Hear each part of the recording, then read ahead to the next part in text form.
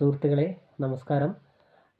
ഞാൻ ഇന്നിവിടെ ഈ യൂട്യൂബ് ചാനലിൽ സംസാരിക്കുന്നത് എന്താണെന്ന് പറഞ്ഞാൽ നമ്മുടെ മനുഷ്യാവകാശങ്ങൾ അത് എന്തൊക്കെയാണ് എന്നുള്ളതാണ്. അപ്പോൾ കുറച്ച് ബുക്കിലുള്ള കാര്യങ്ങൾ ഞാൻ പൊതുവേ വായിക്കുന്നു മാത്രമേ ഉള്ളൂ. അപ്പോൾ അത് നമ്മൾ മനസ്സിലാക്കി വെക്കേണ്ടതാണ്. നമുക്ക് അത് നമ്മുടെ ജീവിതത്തിൽ പല സാഹചര്യങ്ങൾക്കും നമുക്ക് ഉപയോഗപ്പെടും. അപ്പോൾ അത് നമുക്ക് കുറച്ചും കൂടി നമുക്ക് ഊർജ്ജം പകരും, നമ്മുടെ ജീവിതത്തിൽ കുറച്ചും കൂടി മുന്നോട്ട് പോകാനും. എന്തൊക്കെയാണ് എന്നുള്ള കാര്യങ്ങൾ നമ്മൾ ജസ്റ്റ് മനസ്സിലാക്കി വെക്കുക, അത്രേ ഉള്ളൂ. അപ്പോൾ ഞാൻ പറഞ്ഞുതരാം. ഐക്യരാഷ്ട്ര സംഘടനയുടെ പ്രഖ്യാപനം 30 അനുച്ഛേദങ്ങളുണ്ട്. ഇവയെക്കുറിച്ച് സാമാന്യമായ അറിവ് മനുഷ്യാവകാശ സംരക്ഷണ പ്രവർത്തനങ്ങൾക്ക് അറിയാവുന്ന പ്രതീക്ഷിച്ച് കുറച്ച് കാര്യങ്ങളാണ് പറയുന്നത്. എല്ലാ മനുഷ്യരും ജന്മന സ്വതന്ത്രരും മനുഷ്യ മഹത്വത്തിനും മനുഷ്യാവകാശത്തിനും തുല്യരുമാണ്.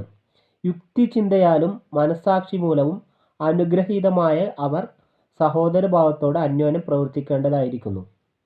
വർണ്ണ വർഗ ലിംഗ ഭാവ മത രാഷ്ട്രീയമോ അല്ലാത്തതോ ആയ അഭിപ്രായം, ദേശീയമോ സാമൂഹികമോ ആയ ഉൽപ്പത്തി, സമ്പത്ത്, ജന്മന മറ്റു വിധത്തിലോ ഉള്ള സ്ഥിതി എന്നീ പരിഗണനകൾക്കായി ഈ പ്രഖ്യാപനത്തിൻ്റെ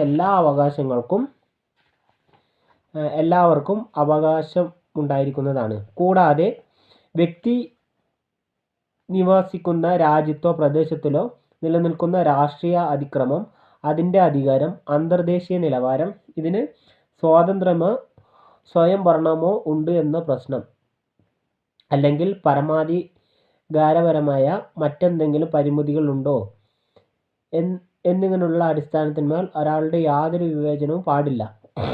പിന്നെ നമ്മുടെ വേറൊരു സംഭവമാണ്, ജീവനും സ്വാതന്ത്ര്യത്തിനും സുരക്ഷിതത്വം എല്ലാവർക്കും അവകാശമുണ്ട്.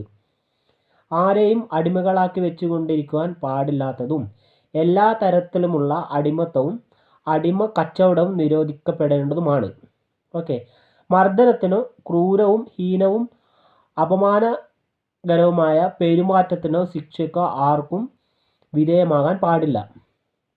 അടുത്തത്, നിയമത്തിന് മുമ്പിൽ എവിടെയും വ്യക്തിക്ക് പരിഗണിക്കപ്പെടാൻ എല്ലാവർക്കും അവകാശമുണ്ട്.